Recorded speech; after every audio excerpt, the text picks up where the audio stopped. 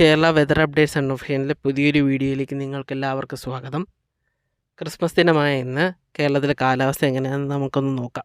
ഉച്ച കഴിഞ്ഞിട്ടാണ് ചില പ്രദേശങ്ങളിലെങ്കിലും നേരിയ മഴ സാധ്യതയുള്ള. ഇത് ഏറ്റവും പുതിയ ഉപഗ്രഹ ചിത്രങ്ങളാണ് നമ്മൾക്കിവിടെ കാണാം. ചില ജില്ലകളുടെ കിഴക്കൻ പ്രദേശങ്ങളിൽ കാര്യമായ തോതിൽ മേഘ സാന്നിധ്യമുണ്ട്. അപ്പോൾ ഇന്ന് ഉച്ച കഴിഞ്ഞിട്ട് നാളെ പുലർച്ചെ വരെയുള്ള സമയങ്ങളിലായിട്ട്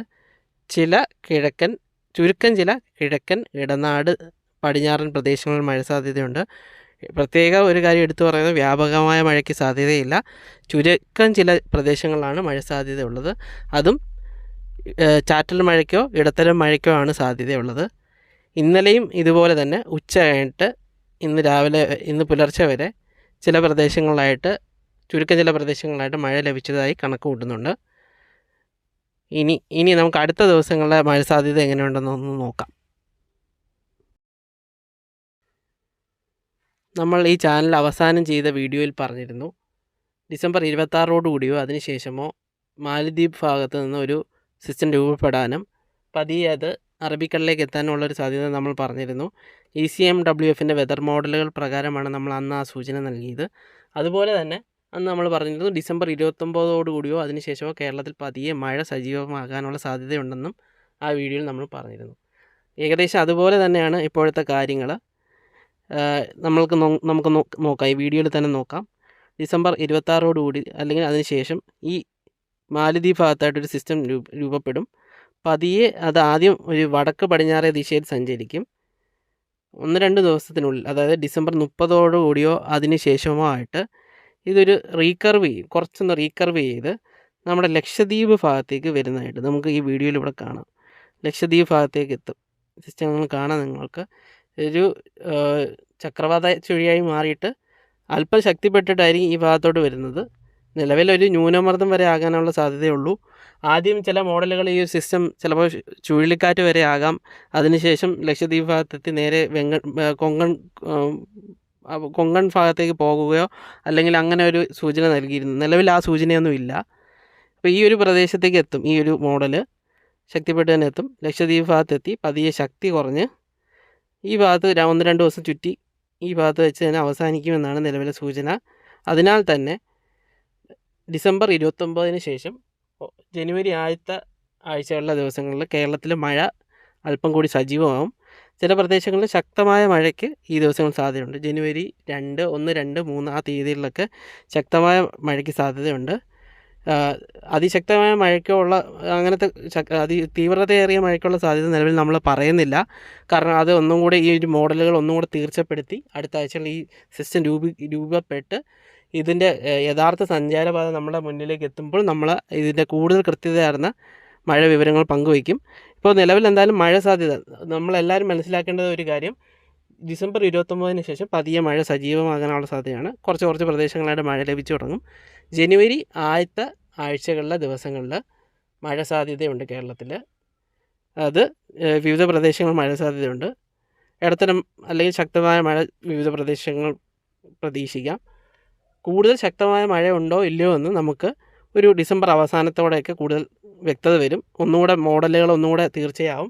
അതുപോലെ തന്നെ ഇതിൻ്റെ ശക്തി, ഇത് എത്രത്തോളം ഇതൊരു ന്യൂനമർദ്ദമായിട്ടാണോ വരാൻ പോകുന്നത്, അതോ ശക്തി കുറഞ്ഞൊരു ചക്രവാത ചുഴിയായിട്ടാണോ വരാൻ പോകുന്നത്, അങ്ങനത്തെ കാര്യങ്ങളിൽ കൂടുതൽ കൃത്യതയായ വിവരം നമുക്കൊരു ഡിസംബർ അവസാന ദിവസങ്ങളിലേക്ക് കിട്ടും. എന്തായാലും ഈ ഒരു കാര്യം എല്ലാവരും മനസ്സിൽ വയ്ക്കുക. ഡിസംബർ അവസാന ദിവസങ്ങളിൽ തുടങ്ങി ജനുവരി ആദ്യത്തെ 2 ആഴ്ചകളിലെ ദിവസങ്ങളിൽ വരെ കേരളത്തിൽ മഴ സാധ്യത വരുന്നുണ്ട്. അപ്പോൾ അതങ്ങനെ നമ്മൾ ECMWFൻ്റെ മോഡലുകൾ പ്രകാരമാണ് ഈ ഒരു സാധ്യത നമ്മൾ മുന്നോട്ട് വയ്ക്കുന്നത്. ഇനി GFS മോഡലുകൾ പറയുന്നതോടെ നമ്മൾക്കൊന്ന് നോക്കാം. അത് പറയുന്നത് ഒരു തീർത്ത് വ്യത്യസ്തമായ ഒരു സഞ്ചാരപാതയാണ് ഈ സിസ്റ്റത്തിന് കൊടുക്കുന്നത്. മാലദ്വീപ് ഭാഗത്തുനിന്ന് ഈ സിസ്റ്റം രൂപപ്പെടുന്നു. കുറച്ച് ദിവസം അവിടെ നിന്ന് തന്നെ കടലിൽ വെച്ച് ശക്തിപ്പെടുന്നു. നമ്മൾക്ക് ഈ വീഡിയോയിൽ അത് കാണാം. ആ ഭാഗത്ത് വെച്ച് തന്നെ ശക്തിപ്പെടുന്നു. അതിനുശേഷം പതിയെ വടക്ക് പടിഞ്ഞാറ് ദിശയിൽ സഞ്ചരിക്കാതെ ഒരു കിഴക്കേ ദിശയിൽ അല്ലെങ്കിൽ തെക്ക് കിഴക്കേ ദിശയിൽ നീങ്ങാനുള്ള സാധ്യതയാണ്. നമ്മുടെ തെക്കേ ഇന്ത്യ കടന്ന് ശ്രീലങ്കയ്ക്ക് അഭിമുഖമായി നീങ്ങാനുള്ള സാധ്യതയാണ് GFS മോഡലുകൾ നൽകുന്നത്. നമ്മൾക്കിവിടെ കാണാം. അല്പം കൂടി ശക്തി കൂടി ഈ പ്രദേശത്തു കൂടി കടന്നു പോകും. അതുപോലെ തന്നെ GFS മോഡലുകൾ പറയുന്ന മറ്റൊരു കാര്യമുള്ളത്, ബംഗാൾ ഉൾക്കടലിലും ഈ സമയത്ത് മറ്റൊരു സിസ്റ്റം രൂപപ്പെടാനുള്ള സാധ്യത ഈ GFS മോഡലുകൾ നൽകുന്നുണ്ട്. അവരുടെ ഈ ഒരു മോഡലുകൾ പ്രകാരം ഈ സമയത്ത് കൂടുതൽ സിസ്റ്റങ്ങൾ ഈ ഒരു പ്രദേശത്ത് നമ്മുടെ ഇന്ത്യൻ മഹാസമുദ്രത്തിലും ബംഗാൾ ഉൾക്കടലിലും ഉണ്ടാവാം എന്നുള്ളൊരു സാധ്യതയാണ് അവർ നൽകുന്നത്. തീർത്തും വ്യത്യസ്തമായൊരു സഞ്ചാരപാതയാണ് GFS മോഡലുകൾ കാണിക്കുന്നത്.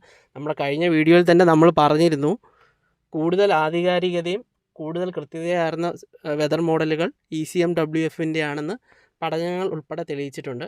അതുകൊണ്ട് നമ്മൾ ECMWFൻ്റെ മോഡലുകൾക്ക് കൂടുതൽ പ്രാധാന്യം കൊടുക്കാം. GFS മോഡൽ തള്ളിക്കളയണമെന്നല്ല, കൂടുതൽ നമ്മൾക്ക് കൂടുതൽ കൃത്യതയാർന്ന വിവരങ്ങൾ നൽകുന്നത് ECMWFൻ്റെ മോഡലുകളാണ് എന്നാണ് പഠനങ്ങൾ തെളിയിച്ചിരിക്കുന്നത്. അപ്പോൾ ജനുവരി ആദ്യത്തെ ആഴ്ചയിൽ ഇതുമൂലം കേരളത്തിൽ മഴ ഉണ്ടാകുമെന്ന് തന്നെയാണ് കാണിക്കുന്നത്. പക്ഷേ സഞ്ചാരപാതയിൽ വ്യത്യാസം ഉണ്ടെന്ന് മാത്രം. ഒരു കാര്യം കൂടി സൂചിപ്പിക്കാൻ ആഗ്രഹിക്കുന്നു. ഡിസംബർ അവസാന ആഴ്ചയിലും അതുപോലെ തന്നെ ജനുവരി ആദ്യ ആഴ്ചകളിലെ ദിവസങ്ങളിലും MJO എന്ന പ്രതിഭാസം അതിൻ്റെ കുറച്ച് ആക്റ്റീവ് ഫേസിലേക്ക് കടന്ന് ഇന്ത്യൻ മഹാസമുദ്രത്തിലേക്ക് എത്താനുള്ള സാധ്യതയുണ്ട്. പല പ്രദേശങ്ങളിലുള്ള മഴ സാധ്യത ഇതൊന്നുകൂടി വർദ്ധിപ്പിക്കും.